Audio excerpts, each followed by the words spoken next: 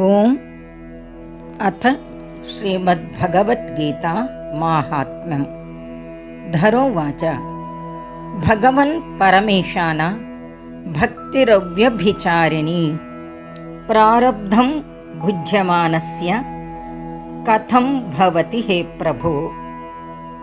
ಭೂದೇವಿಯು ಹೇಳಿದಳು, ಹೇ ಭಗವನ್ ಪರಮೇಶಾನ, ಪ್ರಾರಬ್ಧವನ್ನು ಅನುಭವಿಸುತ್ತಿರುವವನಿಗೆ ಅವ್ಯಭಿಚಾರವಾದ ಭಕ್ತಿಯು ಹೇಗೆ ಉಂಟಾಗುತ್ತದೆ? ಶ್ರೀ ವಿಷ್ಣುರುವಾಚ ಪ್ರಾರಬ್ಧಂ ಭುಜ್ಯಮಾನೋ ಹಿ ಗೀತಾಭ್ಯಾಸರತಃ ಸದಾ ಸಮುಕ್ತಃ ಸ ಸುಖೀ ಲೋಕೆ ಕರ್ಮಣ ನೋಪಲಿಪ್ಯತೆ. ಶ್ರೀ ವಿಷ್ಣು ಹೇಳಿದನು, ಪ್ರಾರಬ್ಧವನ್ನು ಅನುಭವಿಸುತ್ತಿದ್ದರೂ ಯಾರು ಗೀತಾಭ್ಯಾಸದಲ್ಲಿ ಸದಾ ನಿರತರಾಗಿರುವನೋ ಅವನು ಮುಕ್ತನು ಮತ್ತು ಸುಖಿಯು. ಲೋಕದಲ್ಲಿ ಅವನು ಕರ್ಮಗಳಿಂದ ಸೋಂಕಲ್ಪಡುವುದಿಲ್ಲ. ಮಹಾಪಾಪಾದಿಪಾಪಾನಿ ಗೀತಾಧ್ಯಾನಂ ಕರೋತಿ ಚೇತ್ ಕ್ವಚಿತ್ ಸ್ಪರ್ಶಂ ನ ಕುರ್ವಂತಿ ನಳಿನೀದಲಂ ಅಂಬುವತ್. ಯಾರು ಗೀತಾಧ್ಯಾನವನ್ನು ಮಾಡುವರೋ ಅವರನ್ನು ಮಹಾಪಾಪ ಅತಿಪಾಪಗಳು ತಾವರೆ ಎಲೆಯನ್ನು ನೀರು ಸೋಂಕದಂತೆ ಸ್ವಲ್ಪವೂ ಮುಟ್ಟಲಾರವು. ಗೀತಾಯಾಃ ಪುಸ್ತಕಂ ಯತ್ರ ಯತ್ರ ಪಾಠಃ ಪ್ರವರ್ತತೆ ತತ್ರ ಸರ್ವಾಣಿ ತೀರ್ಥಾನಿ ಪ್ರಯಾಗಾದೀನಿ ತತ್ರ ವೈ. ಸರ್ವೇ ದೇವಾಶ್ಚ ಋಷಿಯೋ ಯೋಗಿನಃ ಪನ್ನಗಾಶ್ಚಯೇ ಗೋಪಾಲ ಗೋಪಿಕಾ ವಾಪಿ ನಾರದೋದ್ಧವ ಪಾರ್ಷದೈಹಿ. ಎಲ್ಲಿ ಗೀತೆಯ ಪುಸ್ತಕವಿರುವುದೋ, ಎಲ್ಲಿ ಗೀತಾ ಪಠಣವೂ ಆಗುತ್ತಿರುವುದೋ ಅಲ್ಲಿ ಪ್ರಯಾಗವೇ ಮೊದಲಾದ ಪುಣ್ಯತೀರ್ಥಗಳು ಇರುತ್ತವೆ. ಅಲ್ಲಿ ಎಲ್ಲ ದೇವತೆಗಳು, ಋಷಿಗಳು, ಯೋಗಿಗಳು, ಪನ್ನಗರು, ನಾರದ ಉದ್ಧವ ಪಾರ್ಷದ ಗಣ ಇವರಿಂದ ಕೂಡಿದ ಗೋಪ ಗೋಪಿಕೆಯರು ಇರುತ್ತಾರೆ.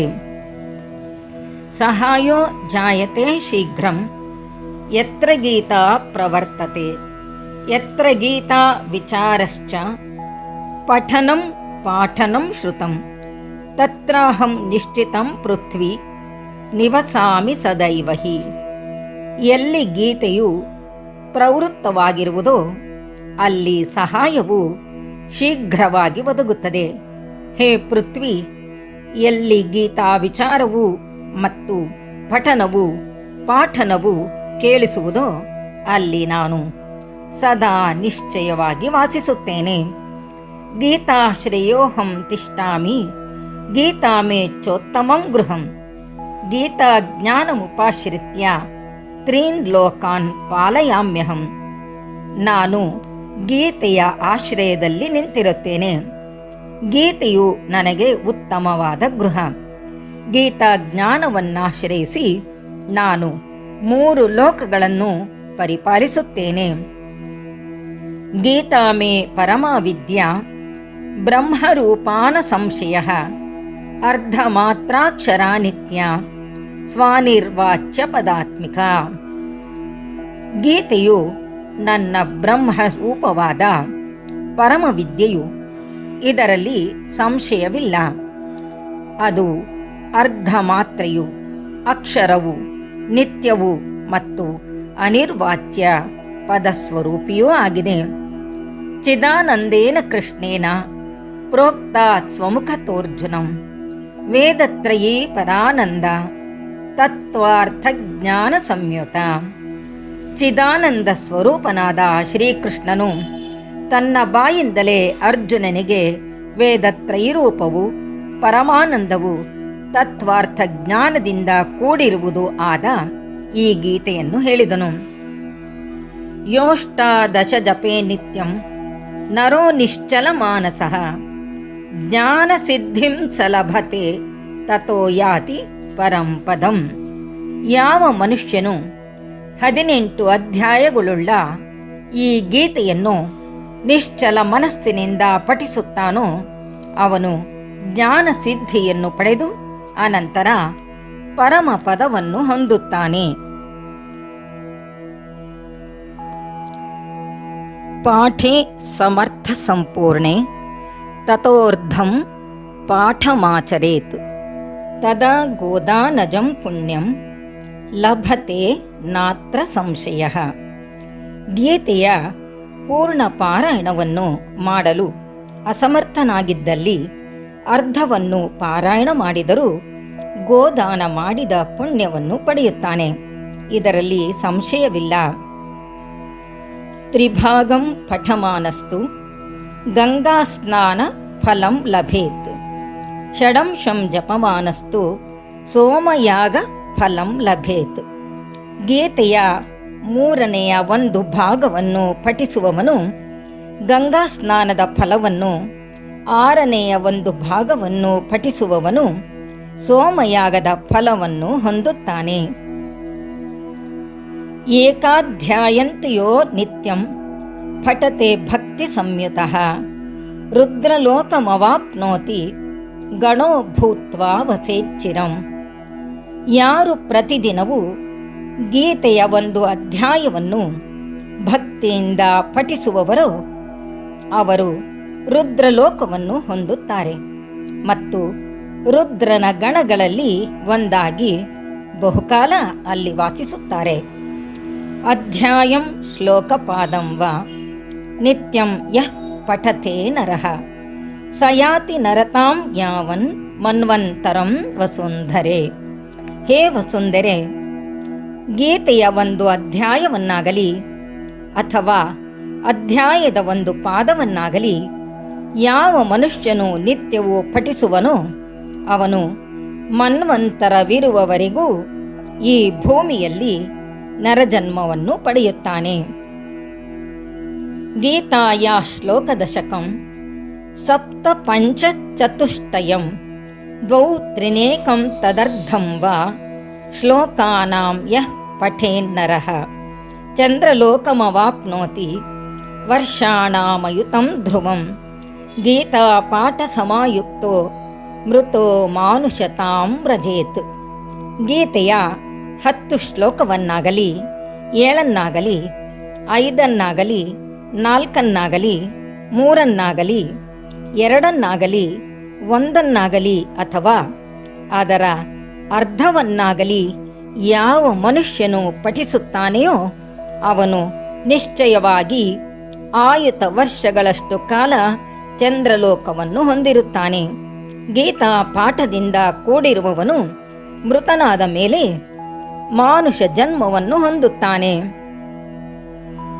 ಗೀತಾಭ್ಯಾಸಂ ಪುನಃ ಕೃತ್ವಾ ಲಭತೆ ಮುಕ್ತಿಮುತ್ತಮಾಂ ಗೀತೇತ್ಯುಚ್ಚಾರ ಸಂಯುಕ್ತೋ ಮ್ರಿಯಮಾಣೋ ಗತಿಂ ಲಭೇತ್. ಯಾರು ಗೀತಾಭ್ಯಾಸವನ್ನು ಪುನಃ ಪುನಃ ಮಾಡುವರೋ ಉತ್ತಮವಾದ ಮುಕ್ತಿಯನ್ನು ಪಡೆಯುತ್ತಾರೆ. ಮೃತ್ಯು ಕಾಲದಲ್ಲಿ ಗೀತಾ ಎಂಬ ಪದವನ್ನುಚ್ಚರಿಸಿದರೂ ಸದ್ಗತಿಯನ್ನು ಹೊಂದುತ್ತಾರೆ. ಗೀತಾರ್ಥ ಶ್ರವಣಾಸಕ್ತೋ ಮಹಾಪಾಪಯುತೋಪಿ ವಾ ವೈಕುಂಠಂ ಸಮವಾಪ್ನೋತಿ ವಿಷ್ಣುನಾ ಸಹ ಮೋದತೆ. ಗೀತಾರ್ಥವನ್ನು ಕೇಳುವುದರಲ್ಲಿ ಆಸಕ್ತನಾಗಿರುವವನು ಮಹಾಪಾಪಗಳಿಂದ ಕೂಡಿದ್ದರೂ ವೈಕುಂಠವನ್ನು ಹೊಂದುತ್ತಾನೆ ಮತ್ತು ವಿಷ್ಣುವಿನೊಡನೆ ಆನಂದವನ್ನು ಅನುಭವಿಸುತ್ತಾನೆ. ಗೀತಾರ್ಥಂ ಧ್ಯಾಯತೆ ನಿತ್ಯಂ ಕೃತ್ವಾ ಕರ್ಮಾಣಿ ಭೂರಿಶಃ ಜೀವನ್ ಮುಕ್ತಃ ಸ ವಿಜ್ಞೇಯೋ ದೇಹಾಂತೆ ಪರಮಂ ಪದಂ. ಗೀತಾರ್ಥವನ್ನು ಅನುಸಂಧಾನ ಮಾಡುವವನು ಸರ್ವಯಜ್ಞ ಯಾಗಾದಿ ಕರ್ಮಗಳನ್ನು ಮಾಡಿದವನಾಗಿ ದೇಹಾಂತದಲ್ಲಿ ಜೀವನ್ಮುಕ್ತಿಯಂತಹ ಪರಮ ಪದವಿಯನ್ನು ಪಡೆಯುತ್ತಾನೆ. ಗೀತಾಮಾಶ್ರಿತ್ಯ ಬಹವೋ ಭೂಭುಜೋ ಜನಕಾದಯಃ ನಿರ್ಧೂತ ಕಲ್ಮಷಾ ಲೋಕೆ ಗೀತಾ ಯಾತಃ ಪರಂಪದಂ. ಜನಕನೇ ಮೊದಲಾದ ಅನೇಕ ರಾಜರು ಗೀತೆಯನ್ನಾಶ್ರಯಿಸಿ ಇಹಲೋಕದಲ್ಲಿ ಪಾಪದಿಂದ ಮುಕ್ತರಾದರೆಂದು ಪರಮ ಪದವನ್ನು ಹೊಂದಿದರೆಂದು ಪ್ರಸಿದ್ಧರಾಗಿದ್ದಾರೆ. ಗೀತಾಯ ಪಠನಂ ಕೃತ್ವಾ ಮಾಹಾತ್ಮ್ಯಂ ನೈವ ಯಃ ಪಠೇತ್ ವೃಥಾ ಪಾಠೋ ಭವೇತ್ತಸ್ಯ ಶ್ರಮ ಏವ ಹೃದಾಹೃತಃ. ಯಾವನು ಗೀತಾ ಪಠನವನ್ನು ಮಾಡಿ ಅದರ ಮಹಾತ್ಮದ ಪಠನವನ್ನು ಮಾಡುವುದಿಲ್ಲವೋ ಅವನ ಪಾಠವು ವ್ಯರ್ಥವಾಗುತ್ತದೆ. ಅವನಿಗೆ ಕೇವಲ ಶ್ರಮವೇ ಫಲವೆಂದು ಹೇಳಲ್ಪಟ್ಟಿದೆ. ಏತನ್ ಮಾಹಾತ್ಮ್ಯ ಸಂಯುಕ್ತಂ ಗೀತಾಭ್ಯಾಸಂ ಕರೋತಿ ಯಃ ಸ ತತ್ಫಲಮವಾಪ್ನೋತಿ ದುರ್ಲಭಾಂ ಗತಿಮಾಪ್ನುಯಾತ್. ಆದರೆ ಯಾವನು ಈ ಮಹಾತ್ಮೆಯೆಂದೊಡಗೂಡಿದ ಗೀತಾಭ್ಯಾಸವನ್ನು ಮಾಡುತ್ತಾನೆಯೋ ಅವನು ಅದರ ಫಲವನ್ನು ಹೊಂದುತ್ತಾನೆ, ಎಂದರೆ ಇತರರಿಗೆ ದುರ್ಲಭವಾದ ಗತಿಯನ್ನು ಪಡೆಯುತ್ತಾನೆ. ಸೂತ ಉವಾಚ ಮಹಾತ್ಮಮೇತದ್ಗೀತಾಯಾಃ ಮಯಾ ಪ್ರೋಕ್ತಂ ಸನಾತನಂ ಗೀತಾಂತೆ ಚ ಪಠೇದ್ಯಸ್ತು ಯದುಕ್ತಂ ತತ್ಫಲಂ ಲಭೇತ್. ಸೂತನು ಹೇಳಿದನು, ನನ್ನಿಂದ ಹೇಳಲ್ಪಟ್ಟ ಸನಾತನವಾದ ಈ ಗೀತಾ ಮಹಾತ್ಮವನ್ನು ಯಾರು ಪಠಿಸುವರೋ ಅವರು ಹಿಂದೆ ಹೇಳಿದ ಫಲಗಳನ್ನು ಹೊಂದುತ್ತಾರೆ. ಇತಿ ಶ್ರೀ ವರಾಹಪುರಾಣೆ ಧರಾ ವಿಷ್ಣು ಪ್ರೋಕ್ತಂ ಶ್ರೀ ಗೀತಾ ಮಾಹಾತ್ಮ್ಯಂ ಸಂಪೂರ್ಣಂ. ಹೀಗೆ ಶ್ರೀ ವರಾಹ ಪುರಾಣದಲ್ಲಿರುವ ಭೂಮಿಗೆ ವಿಷ್ಣುವಿನಿಂದ ಹೇಳಲ್ಪಟ್ಟ ಶ್ರೀ ಗೀತಾ ಮಾಹಾತ್ಮ್ಯವು ಸಮಾಪ್ತವಾಯಿತು. ಓಂ ತತ್ಸತ್ ಶ್ರೀ ಕೃಷ್ಣಾರ್ಪಣಮಸ್ತು.